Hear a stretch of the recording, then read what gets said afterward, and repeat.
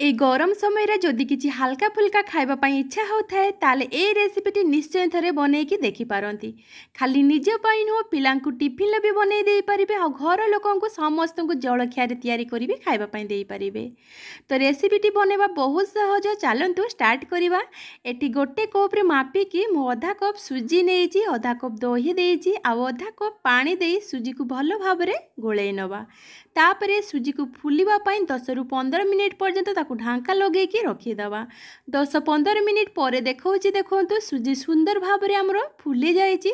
ଯେତେଟା ପାଣି ଆବଜର୍ବ କରିବା କଥା କରି ନେଇଛି। ଏବେ ଆମେ ୟାକୁ ବାଟିବା ପାଇଁ ଗୋଟେ ମିକ୍ସିଂ ଜାରରେ ଦେଇଦେବା। এই ଜଳଖିଆକୁ ଯିଏ କେହି ବି ଝଟପଟ ବହୁତ କମ୍ ସମୟରେ ବନେଇକି ରେଡ଼ି କରିପାରିବେ। ତ ଏବେ ଦେଖନ୍ତୁ ସ୍ୱାଦ ଅନୁସାରେ ଲୁଣ ଆଉ ଗୋଟେ ଚାମଚ ଚିନି ଦେଇଛି ସ୍ୱାଦ ପାଇଁ। ତାପରେ ଗୋଟେ ଚାମଚ ତେଲ ଦେଇ ତାକୁ ଭଲ ଭାବରେ ବାଟି ନେବା। ଏବେ এই ମିଶ୍ରଣକୁ ଗୋଟେ ଜାଗାକୁ ଢାଳି ନେଇଛି। ଏବେ ଅଧା ଚାମଚ ଇନୋ ଦେଇ ତାକୁ ଭଲ ଭାବରେ ଗୋଳେଇ ନେବା। ତ ଏବେ ଆମର ମିଶ୍ରଣ ପୁରା ରେଡ଼ି ହେଇଯାଇଛି। ୟାକୁ ଷ୍ଟିମ୍ କରିବା ପାଇଁ ମୁଁ ଏମିତିକା ଗୋଟେ ଫନ୍ଦବାଲା ଥାଳିରେ ଭଲ ଭାବରେ ତେଲ ବ୍ରଶ କରି ନେଇଛି। ତାପରେ ସେଇ ମିଶ୍ରଣକୁ ଏଠି ଢାଳି ଦେବା ଥାଳି ଉପରେ।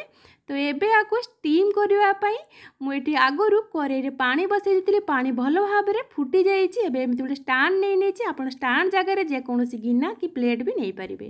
ଏବେ ୟାକୁ ଢାଙ୍କା ଲଗେଇକି 10-15 ମିନିଟ୍ ପର୍ଯ୍ୟନ୍ତ ଷ୍ଟିମ୍ ହେବା ପାଇଁ ଛାଡ଼ିଦେବା। 10 ମିନିଟ୍ ପରେ ଦେଖନ୍ତୁ ଉପର ସାଇଡ଼୍ଟା ସୁନ୍ଦର ଭାବରେ ଆମର ସିଝି ଯାଇଛି, ହାତରେ ଟିକେ ବି ଲାଗି ଯାଉନାହିଁ। ତ ୟାକୁ ତଳକୁ ଆଣିକି ଥଣ୍ଡା ହେଲା ପରେ ଏମିତିକା ଯେକୌଣସି ଗୋଟେ ଖୁସୁଣି ହେଉ କି ଚାମଚ ସାହାଯ୍ୟରେ ଡିମୋଲ୍ଟ କରିବେ।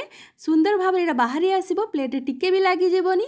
ତ ଏଇଟା କେତେ ସ୍ପଞ୍ଜି ଆଉ କେତେ ଜାଲିଦାର ହେଇଛି ଏଇଟା ଦେଖିକି ଜାଣିପାରୁଥିବେ। ତ ଖାଇବା ପାଇଁ ବି ବହୁତ ଟେଷ୍ଟି ଲାଗିବ, ଯେହେତୁ ଏଇଟା ବହୁତ ନରମ ହେଇଛି, ସଫ୍ଟ ହେଇଛି, ପାଉଁରୁଟି ଭଳି। এই ଜଳଖିଆକୁ ଚାହିଁଲେ ଆପଣମାନେ ଯେକୌଣସି ତରକାରୀ ହେଉ ଅଥବା ଚଟଣି ସହିତ ଲଗେଇ ବି ଖାଇପାରିବେ, ନହେଲେ ଏମିତି ଟମାଟୋ ସସ୍ କି ଦହି ସହିତ ବି ଖାଇପାରିବେ। ଆଉ ଯଦି ମୋ ଭଳିଆ ୟାକୁ ଚଟପଟା ବନେଇ ଖାଇବା ପାଇଁ ଚାହୁଁଥିବେ ତାହେଲେ ନିଶ୍ଚୟ ଏମିତି ଟ୍ରାଏ କରିବେ, ବହୁତ ଭଲ ଲାଗିବ। ଯେମିତି ଗୋଟେ ତାୱା ନେଇନେବେ, ତାୱାରେ ଗୋଟେ ଚାମଚ ତେଲ ଦେଇଦେବେ, ତେଲକୁ ଭଲ ଭାବରେ ସ୍ପ୍ରେଡ୍ କରିନେବେ। ତାପରେ ଅଧା ଚାମଚ କଳା ସୋରିଷ ଆଉ ଅଧା ଚାମଚ ଖସାକୁ ତାୱା ଉପରେ ଦେଇଦେବେ। ଏବେ ଆମେ କାଟି ରଖିଥିବା ଯେଉଁ ସୁଜିର ଢୋକଲା ଗୁଡ଼ା ଦେଇଦେବା। ତାପରେ ଦୁଇ ସାଇଡ୍ ତାକୁ ଏମିତି ହାଲକା ହାଲକା କରି ଭାଜି ନେବା। ଏଠି ଆଉ ଟିକେ ତାକୁ ତୀଖା ବନେଇବା ପାଇଁ ମୁଁ ଏଠି ଅଳ୍ପ ଟିକେ ଚିଲି ଫ୍ଲେକ୍ସ ଏଡ୍ କରୁଛି। ଆପଣମାନେ ଯଦି ଖାଲି ପିଲାଙ୍କ ପାଇଁ ବନାଉଥିବେ ତାହେଲେ ଚିଲି ଫ୍ଲେକ୍ସକୁ ସ୍କିପ୍ କରିପାରନ୍ତି। ତ ଏବେ ଚିଲି ଫ୍ଲେକ୍ସ ଦେଲା ପରେ ୟାକୁ ଦୁଇ ସାଇଡ୍ ସହ ଭଲ ଭାବରେ ଏମିତି ଗୋଳେଇକି ଭାଜି ନେବା। ଏବେ ଆମେ ତାକୁ ତାୱାରୁ ବାହାର କରିନେବା ଆଉ ବେଶୀ ଭାଜିବାନି, ନହେଲେ ଏଇଟା ଉପରଟା ବହୁତ ଡ୍ରାଏ ହେଇଯିବ। ଏମିତି ଯଦି ମୋ ଭଳିଆ ବନେଇ ଖାଆନ୍ତି ତାହେଲେ ଆପଣଙ୍କୁ କୌଣସି ତରକାରୀ କି ଚଟଣି ଦରକାର ପଡ଼ିବନି। ନର୍ମାଲି ଏମିତି ଦହି କି ଟମାଟୋ ସସ୍ ଲଗେଇ ବି ଖାଇପାରିବେ। ତ ଆଜିର এই ଇଜି ପ୍ରୋସେସ୍ରେ ହେଲ୍ଦି ଆଉ ଟେଷ୍ଟି ଜଳଖିଆ ରେସିପିଟି ଆପଣମାନଙ୍କୁ ଯଦି ଭଲ ଲାଗିଥାଏ ଭିଡ଼ିଓଟିକୁ ଲାଇକ୍ କରିବେ, ସେୟାର କରିବେ, କମେଣ୍ଟ କରି ନିଜର ମତାମତ ନିଶ୍ଚୟ ଜଣାଇବେ।